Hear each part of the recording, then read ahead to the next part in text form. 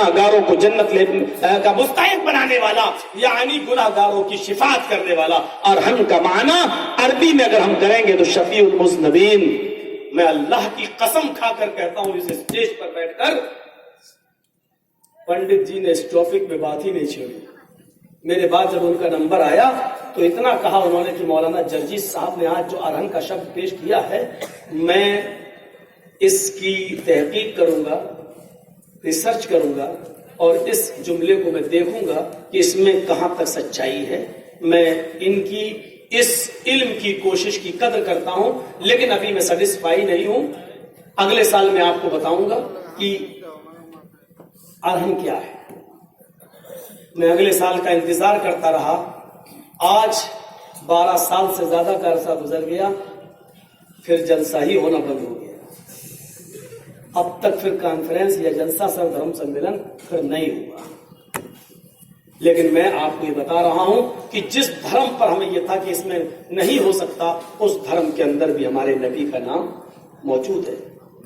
الفاظ ہیں حدیث کے، قیامت کا دن ہوگا، میدان محشر نبی اکرم اپنا سر سجدے میں رکھ دیں گے، اللہ کی حمد و ثنا بیان کریں گے، تعریف بیان کریں گے، جتنی اللہ چاہے گا اور نبی اکرم کر سکیں گے اللہ تعالیٰ۔ اس کے بعد آواز آئے گی، ارفع راسک، اے محمد صلی اللہ علیہ وسلم اپنا سر اٹھاؤ، سل توتا، مانگو کیا مانگتے ہو، جو مانگو گے دیا جائے گا، واشفع تشفع، آپ سفارش کریے، آپ کی شفاعت اور سفارش قبول کی جائے گی۔ تب اللہ کے رسول کہیں گے اللہ میرے گناہگار امتی، تب اللہ تعالیٰ ان کو جنت کا مستحق بنائے گا، جتنوں کو چاہے گا۔ یہ اللہ کی مرضی پر موقوف ہے۔ یہ ارحم کا نام شفیع المذنبین ثابت ہو گیا۔ سکھوں کی کتاب اگر آپ پڑھیں تو تعجب کریں گے، آج ہمارے سکھ بھائی جو موجودہ ہندوستان کے حالات میں اس وقت ہمارے کاندھے سے کاندھا ملا کر ہمارا ساتھ دے رہے ہیں، اس دیش کے سمویدھان کا ساتھ دے رہے ہیں، بھارت کے سمویدھان کا ساتھ دے رہے ہیں، ہمارا نہیں، بھارت کے سمویدھان کا ساتھ دے رہے ہیں۔ شاہین باغ سے لے کر دلی کے سامپردائک ماحول کو خراب کرنے تک، اور دیکھیے گاڑیاں بھر بھر کے دنگے والی جگہوں پر بیچارے وہی لنگر لے جا رہے ہیں، وہی کھانا لے جا رہے ہیں، وہی پہنچا رہے ہیں۔ سکھوں کی کتاب گرو گرنتھ کے اندر بھی ہمارے نبی کا نام بالکل نور محمدی کے ساتھ موجود ہے۔ وحٹا نور محمدی وحٹا نبی رسول، نانک دیکھ قدرت گئے سبھی بھول۔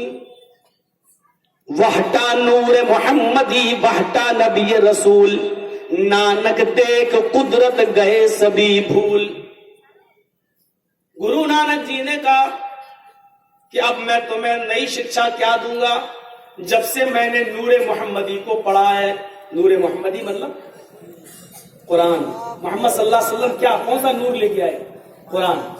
جب سے میں نے نور محمدی کو پڑھا ہے، گرو نانک کہتے ہیں کہ وحٹا نبی محمد وحٹا نبی رسول، جب سے ہم نے اس نبی اس رسول کا نور محمد یعنی قرآن کو پڑھا ہے، نانک اپنی شکشا بھول گیا، یعنی اس نور محمد کے بعد قرآنی شکشا کے بعد اب نانک کی شکشا کی ضرورت نہیں ہے۔ نانک گئے، نانک دیکھ قدرت گئے سبھی بھول۔ قدرت کے اس انمول تحفے کے بعد یعنی محمد رسول اللہ کی شکشا اور قرآن کی تعلیم کے بعد اب نانک کی شکشا کی ضرورت نہیں ہے۔ نانک دیکھ قدرت گئے سبھی بھول، اب اسی شکشا کو لاگو کرنا چاہیے۔ یہ نور محمد کا لفظ سکھوں کی کتاب کے اندر مولانا جرجیس کے چیلنج کے مطابق اس وقت رات کا 1:53 ہو چکا ہے، اس وقت بھی موجود ہے، آج بھی موجود ہے۔ یقین نہ آئے تو دلی کے گرودوارے میں جا کر گرو گرنتھ پڑھ لیجیے اور دیکھ لیجیے، اس کے اندر یہ لفظ ملے گا، وحٹا نور محمد وحٹا نبی رسول، نانک دیکھ قدرت گئے سبھی بھول۔ وہ گوتم بدھ جنہوں نے شادی کی، ان کا ایک بیٹا بھی تھا راہل نام کا، لیکن وہ چین و سکون نہیں پا سکے، ازدواجی زندگی سے تنگ آ گئے۔ انہوں نے سوچا کہ بیوی اور بچوں کے ساتھ رہ کر ہم حق کو تلاش نہیں کر سکتے، سچ کو نہیں پا سکتے۔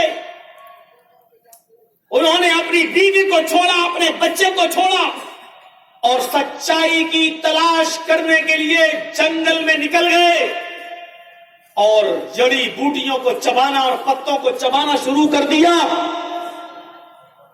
اپنی اپنی سوچ ہوتی ہے۔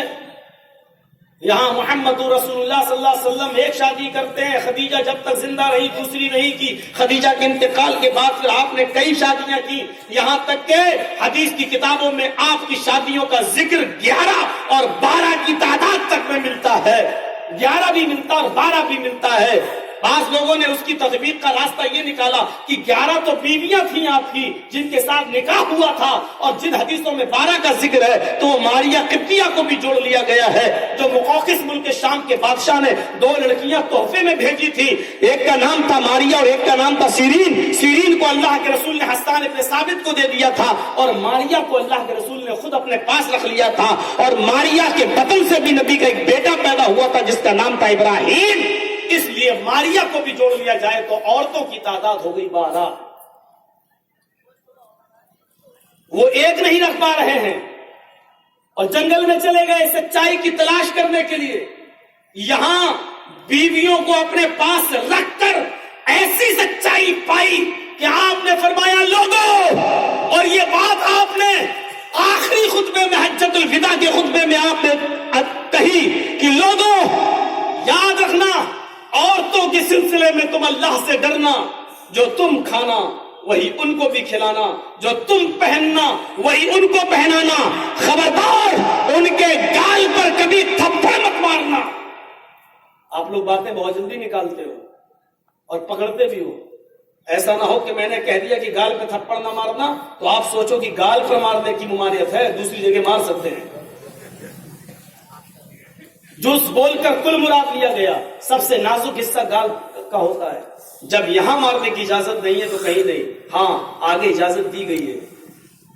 اگر وہ کھلی ہوئی بے حیائی کا کام کرے، یعنی تمہارے بستر پر کسی ایسے مرد کو لے آئیں جس کو تم ناپسند کرتے ہو، تو ایسی صورت میں تم ان کو مار سکتے ہو، وَاضْرِبُوهُنَّ ضَرْبًا غَيْرَ مُبَرَّحٍ، لیکن ایسی مار نہیں مار سکتے ہو جس سے ان کے جسم پر ان کی پیٹھ پر نشان پڑ جائے۔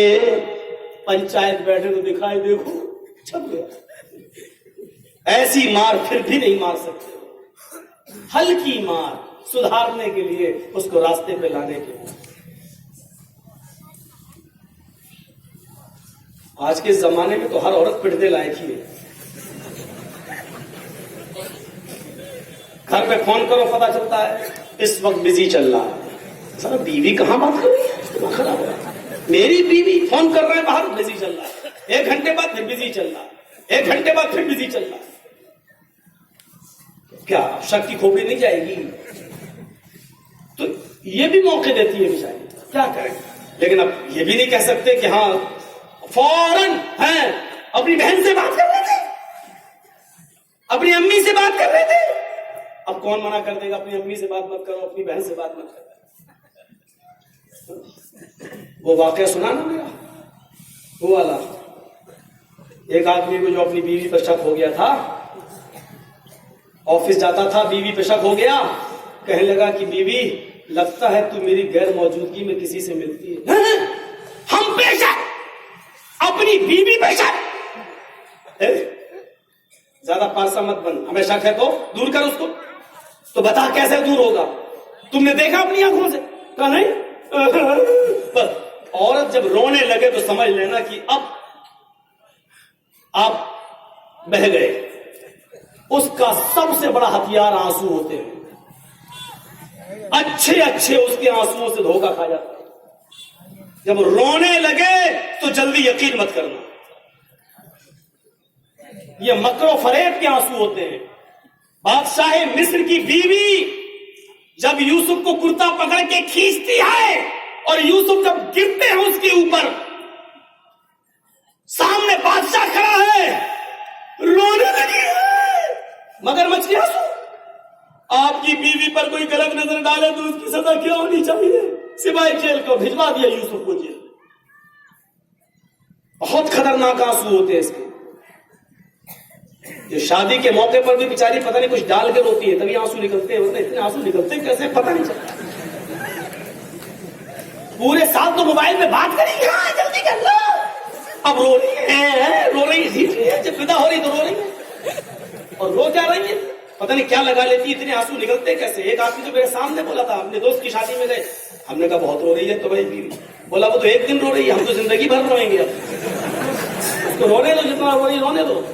फिर अरे वो तो एक दिन रो रही है, हम तो जिंदगी भर रोएंगे। अब हकीकत में वो एक दिन में इतने आंसू देती है, तो अपने बहा लेती है कि फिर जिंदगी भर उन आंसुओं का बदला लेती रहती है। सब नहीं कह रहा हूं मैं, कैसे यकीन करोगे का फला पहाड़ी के ऊपर एक मूर्ति है ना देवी की, हाँ उस देवी पर हाथ रखकर तू कसम खा ले कि मैं,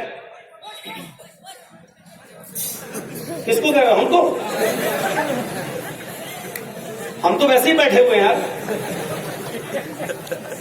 भाई मौका दे दो, दूसरों को भी सुनने दो यार। बैठ जाइए, बैठ जाइए। अरे भाई हम आपका काम कर रहे हैं ना, सब लोग, हर आदमी बोलेगा तो फिर तो सब हंगामा हो जाएगा। अरे कि मैं देवी माँ की कसम खाती हूं कि मेरा किसी से चक्कर नहीं चल रहा। कहने लगी ठीक है, लेकिन आज नहीं, आज मैं थकी हुई हूं, कल चलूंगी। कल में भी बड़ा लफड़ा था। शौहर ने कहा ठीक है, आज थकी हो, आराम कर लो, मैं जा रहा हूं ऑफिस, लेकिन कल चलना का। ये ऑफिस चला गया और वो अपने आशिक के पास चली गई। हमारी चोरी पकड़ी गई। का क्या हुआ? शक हो गया मेरे आदमी को। अब क्या होगा? अरे देवी माँ की कसम खिलवाएगा, मैं तो झूठी कसम नहीं खा सकती, मर जाऊंगी। अच्छा फिर कुछ ना कुछ तो करना पड़ेगा, ऐसी कसम खाओ जो सच्ची भी हो, मरे भी नहीं और मेरे पति को यकीन भी हो जाए। क्या करना है? कहा तुम कल गधा लेके आ जाना पहाड़ी के नीचे, और जब हम पहाड़ी पे चढ़ने लगेंगे तो हम अपने पति से कहेंगे ये गधा किराए पे कर लो भाई, इतने ऊपर हम चढ़ेंगे थक जाएंगे, बाकी काम मैं संभाल लूंगी। ठीक है। अब दूसरे दिन जब शौहर अपनी बीवी को लेके जा रहा है तो ये गधे वाला गधा लेके पहले से खड़ा है। यही उसका आशिक है, इसी से उसका लफड़ा चल रहा था।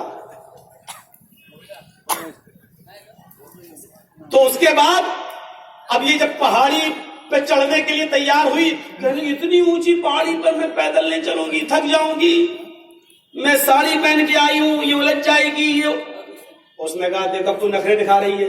कहा नखरे क्यों दिखा रही हुई? गधे वाले से कहो ना गधा किराए पे कर लो, ये बैठ जाऊंगी, गधे वाला लेके मैं ऊपर पहुंचा देगा। पूछा तैयार है? वो तो पहले से तैयार था। कहा कितना लोगे? 20 रुपया। 10 मिलेगा? नहीं 15। चलो ठीक है, आज बिठा ली, चल दिए। साड़ी पहन के आई थी जानबूझकर। जैसे ही ऊपर चढ़ी और देवी मां की मूर्ति आने वाली हुई, इस औरत का ड्रामा देखो। ये जानबूझकर गधे से गिर गई और गिरते हुए उसने अपनी साड़ी ऐसे पकड़ के ऐसे कर ली ऊपर और पूरी शर्मगाह खोल दी, अंदर कुछ भी नहीं पहने थे और ऐसे गिर गई। ड्रामा नौटंकी शुरू। अब ऐसे कर रही है और नीचे सब उसका मशीनरी खुली हुई है पूरा। अब गधे वाला देख रहा है, उसका आदमी भी देख रहा है। जल्दी से उसका आदमी आया, उसकी अपनी बीवी की साड़ी नीचे करता है। गधे वाले से कहता लगाएंगे थप्पड़, कमीना देख कर ही चलता, मेरा क्या कसूर है? तेरी बीवी गिर गई तो मैं क्या करूं? मैं तो गधा लेके चल रहा था। चलो बीवी कोई बात नहीं, आओ बेगम चलो। जल्दी से उठाया, देवी मां की मूर्ति है ये। बोल कसम खाओ। चलो मैं इस देवी मां की मूर्ति पर हाथ रखकर कसम खाती हूं कि मेरी शर्मगाह को आज तक आपकी और इस गधे वाले के अलावा किसी ने नहीं देखा।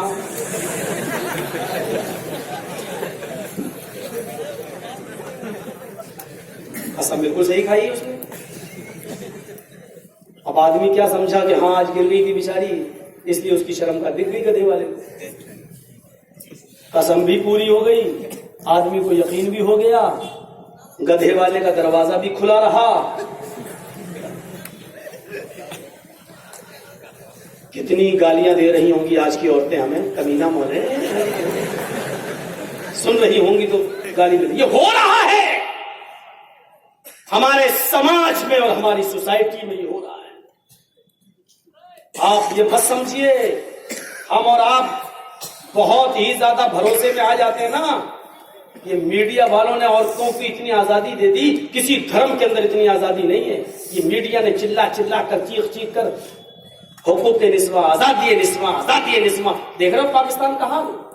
आप यूट्यूब पर देखिए, पाकिस्तान की असेंबली में बाकायदा बहस हो रही है। वहां की औरतें बोर्ड लेकर बाहर निकल रही हैं। अभी फितना खड़ा है, अभी बंद नहीं हुआ है। आज का भी देख लो फितना पाकिस्तान के अंदर, औरतें बाहर निकल आई हैं। मेरा जिस्म मेरी आजादी, मेरा जिस्म मेरी मर्जी, मेरा जिस्म मेरी मर्जी। ये पाकिस्तान मुल्क की औरतें बोर्ड लेकर तख्तियों पर लिख लिख कर बाहर निकल आई हैं। मैं बीवी जरूर हूं तुम्हारी, लेकिन सारी मर्जी मेरे जिस्म पर, तुम्हारी नहीं। मेरा जिस्म मेरी मर्जी, यानी हम तुम्हारे अलावा भी जहां अपने जिस्म को इस्तेमाल करना चाहें हम कर सकते हैं। ये जिस्म मेरा है, तुमने इसको खरीदा नहीं है। ओफो, हमारा मुल्क, हमारा देश भारत कम से कम अभी, वो अलग बात है कि 18 साल से बड़ी उम्र की लड़की किसी के साथ, की सुप्रीम कोर्ट का भी फैसला है कि बीवी भी दूसरे के साथ संबंध बना सकती है, वो अलग बात है। लेकिन औरतें इस हद तक अभी नहीं गिरी हैं कि वो बाकायदा जुलूस निकाल रही हूं, मेरा जिस्म मेरी मर्जी। ये हालत होगी। तो मैं ये कह रहा हूं कि आंख बंद करके भरोसा मत करिए। वो सुना है ना, एक मुल्क के अंदर बच्चे जब कम पैदा हो रहे थे तो गवर्नमेंट ने ऐलान कर दिया कि जिसके 4 बच्चे होंगे, 4 होने पर ही 5,000 रुपया महीना हर बच्चे के हिसाब से उसको मिलेगा। 3 पर नहीं मिलेगा 1 रुपया। जिसके 4 बच्चे होंगे उसको 20,000 रुपये महीना मिलेगा।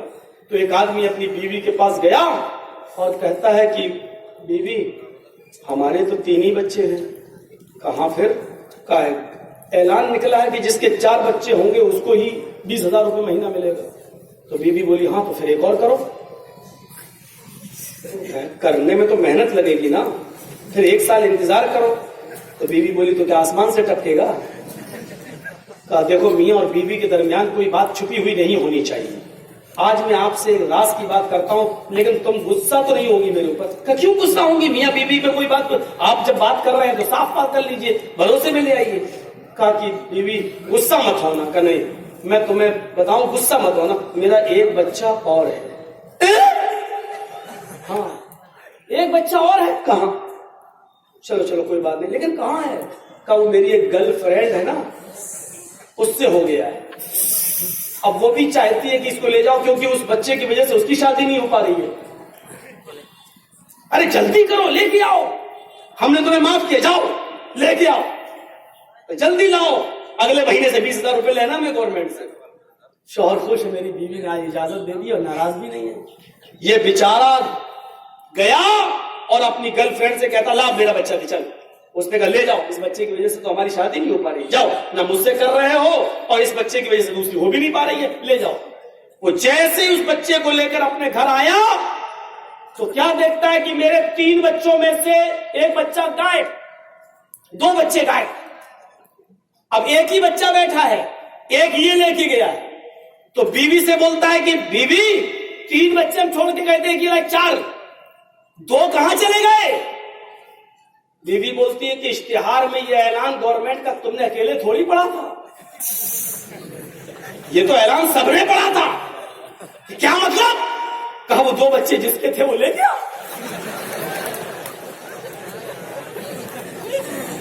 उसकी बीवी बोली कि वो 2 बच्चे जिसके थे वो ले गया। क्या मतलब?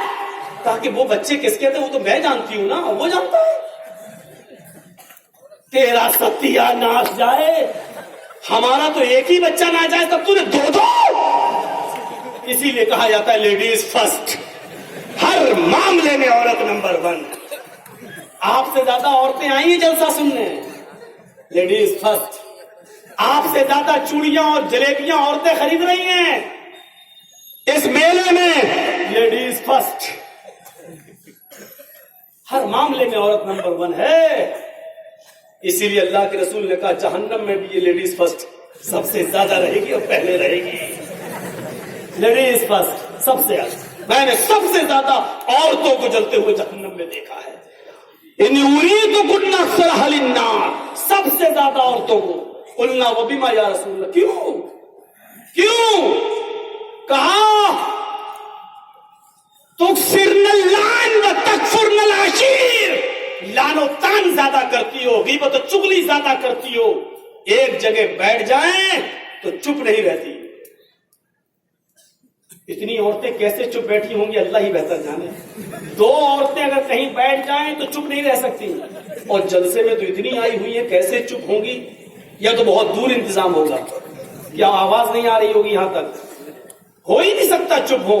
تیری ساڑی کتنے کی, تیری چپل کتنے کی, تیری لپسٹک کتنے کی, میز کھا رہا, تیرا دوپٹہ کتنے کا, اچھا یہ کہاں سے لیا تھا, کون سی دکان سے لیا تھا. پورے پاکڑ کے ایک بازار کی گلی کا تبصرہ ہو چکا ہوگا.